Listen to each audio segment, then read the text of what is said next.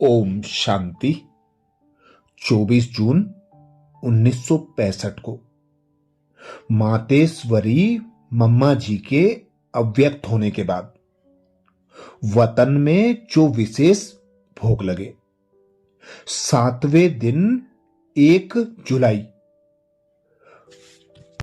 1965 को जो वतन में भोग लगा, मम्मा और बाबा ने इस विशेष भोग में जो विनाश के लिए और स्थापना के लिए इशारे किए, उसमें अंतिम समय पर जो विघ्न व परिस्थितियां आना है, हमें कैसे संपूर्ण संपन्न अचल अडोल बनकर हर विघ्न हर परिस्थितियों पर विजय प्राप्त करना है, उसके लिए मम्मा और बाबा ने अनेक इशारे दिए हैं।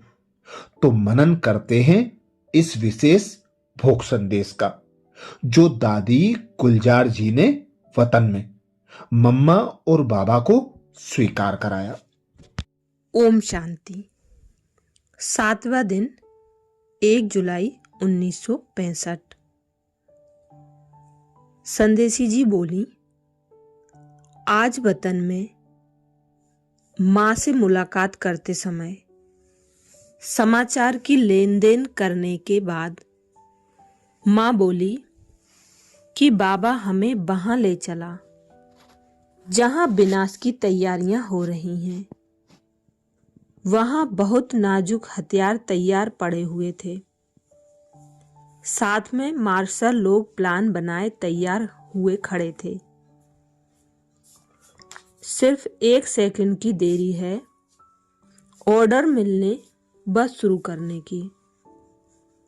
तो बाबा ने कहा, ये विमान इसलिए दिखाए हैं कि देखो, एक तरफ विनाश की तैयारियां, दूसरी तरफ फिर स्थापना के निमित्त आपकी शक्ति सेना की स्थापना की तैयारी कहां तक है।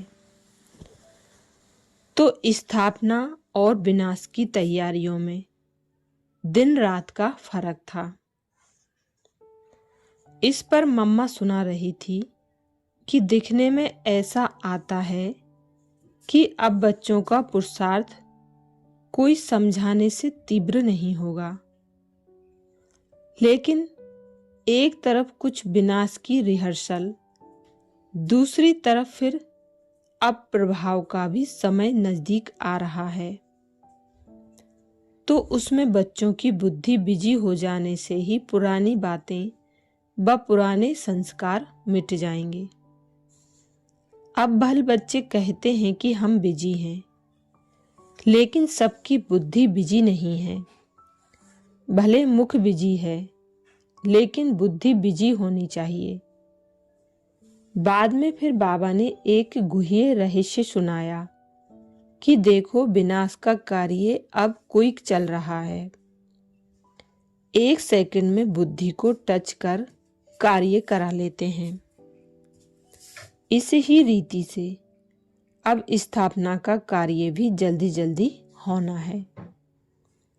इसलिए मम्मा को भी सूक्ष्म वतनवासी बनाया हूं, ताकि वह भी बुद्धियों को प्रेरित कर स्थापना का कार्य जल्दी करा सके और प्रभाव निकल जाए। इस प्रकार थोड़े समय में तुम बच्चे अंतवाहक शरीर द्वारा अंतः प्रेरणाओं से की हुई माँ की सेवा का प्रभाव देखते जाएंगे। देखो, शुरू में जब प्रेरणा से व टच होकर तुम लोग आई थी, तो कितनी जल्दी स्थापना हुई और मेहनत भी कितनी कम लगी और अनन्य रत्न भी कितने निकले। अब देखो कितनी मेहनत और कितना समय लगता है। तो अंत में फिर अब टचिंग का ही पाठ चलना है। इसलिए बच्चों को यही समझना चाहिए कि अब समय बहुत नजदीक है। ऐसा न हो कि कई पॉइंट मिशला ब्रह्मा की 100 वर्ष की आयु है, अभी इतना समय पड़ा है। आदि किसी भी आधार पर ना ठहर, पुरुषार्थ करते चलो। साथ में बाबा ने यह भी सुनाया कि किसी देश का बड़ा आदमी आदि अन्य देश में जाते हैं तो उनकी मेहनत निवाजी करते हैं, उनकी मेहमान निवाजी करते हैं और सब मुख्य चीजें खिलाते हैं, सैर कराते हैं। इस रीति मम्मा भी सूक्ष्म वतनवासी बनी है तो मम्मा को विष्णुपुरी, शंकरपुरी, निर्वाण धाम आदि की बहुत सैर करानी है। अच्छा, आज गुरुवार है, मम्मा को भी निमंत्रण दिया हुआ है आने के लिए। यह तो बच्चों को बतलाया है कि अब मम्मा सूक्ष्म वतन में बाबा के पास रहने वाली है। बाबा को बुलाए पूछा था कि इनको तो हमारे साथ अंत तक चलना था, फिर आपने इनको अपना साथी बना लिया। बाबा ने बोला, ड्रामा में जो नूंद है सो तो होगा ही, मुझे इनसे बहुत काम कराना है। इनका जो हिसाब किताब था वो भोगना से चुकतू हो गया। यह तो हमारा राइट हैंड है। बच्चों को मम्मा आकर सारा समाचार सुनाएगी कि अंत में क्या हुआ, कैसे चली गई, सब सुनाएगी। आत्मा को सब मालूम है ना। मम्मा को बहुत अच्छी लिफ्ट मिली है, इसमें तो और ही खुश हो जाना चाहिए। अच्छा, गुलजार संदेशी उड़कर वतन पधारी और प्यारी मीठी माँ गुलजार के रथ पर सवार हो मधुबन पधारी। पहले पहले तो साकार बाबा से नैन मुलाकात का हाथ में हाथ दिया।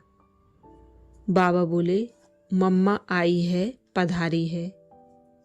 अब बच्चों से मुलाकात करेगी और अपना समाचार भी सुनाएगी।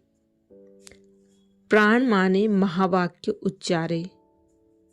सब बच्चों का याद और प्यार का रेस्पॉन्ड करने के लिए यहाँ पधारी है। अब तक सूक्ष्म वतन में ही निवास करती हैं। शिव बाबा ने कुछ योग बल से, कुछ कर्म भोग से जो भी अनेक जन्मों का हिसाब किताब था बहुत जल्दी ही चुकता करा दिया।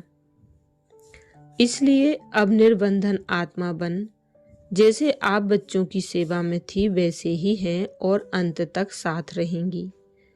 सिर्फ साकार व आकार का अंतर हुआ है, बाकी तो यह साथ अनादि और अविनाशी है ही। रोज बच्चों से मिलते भी रहते हैं, आगे भी मिलते रहेंगे।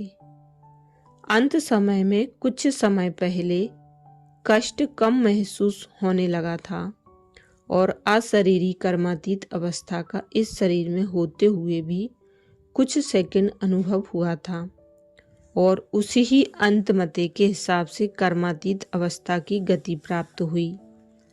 अंत के समय का यही अनुभव है। अब निर्मोही, अनासक्त, कर्मातीत कर्म बंधन से मुक्त होकर सारी दुनिया की सेवा में शिव बाबा के साथ स्थित हूँ। फिकर की कोई बात नहीं, हम बहुत राजी खुशी में हैं और आपके साथ हैं।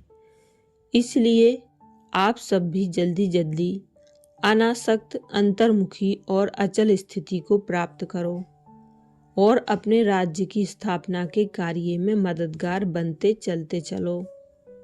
साकार बाबा ने कहा, मम्मा आप जैसे सब बच्चों को भोग देती थी वैसे ही अपने हाथों से सबको प्रसाद दो। फिर नियम प्रमाण सबको अमृत पिलाकर बाप दादा अव्यक्त मम्मा के पास भेजते गए और मम्मा हर एक को मीठी दृष्टि देते भोग का दोनों हाथ में देती रही। बीच में किसी से इशारे से सुख समाचार भी पूछती गई, किसी से खास मुस्कुराते मुलाकात की, कोई ने किसी की याद दी तो उसके प्रति फल भी दिया। मतलब ऐसे लग रहा था जैसे प्यारी माँ रूप बदल कर आई है। इस प्रकार भोग देते देते लगभग 2 घंटा बीत गए।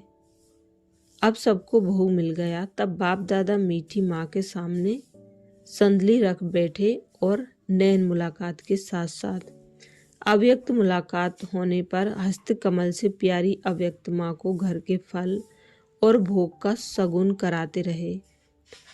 आम रस भी निकाला गया था, वह भी पिलाया गया और माँ ने फिर बाबुल को खिलाया। जैसे कभी कभी साकार में होता था वैसे ही हुआ। बाद में फिर माँ सब बच्चों से नैन मुलाकात कर और बाप दादा से मधुर मिलन मनाते हुए विदा हो गई और उसके बाद सभा समाप्त हुई। उस दिन ब्रह्मा भोजन भी था। अच्छा, ओम शांति।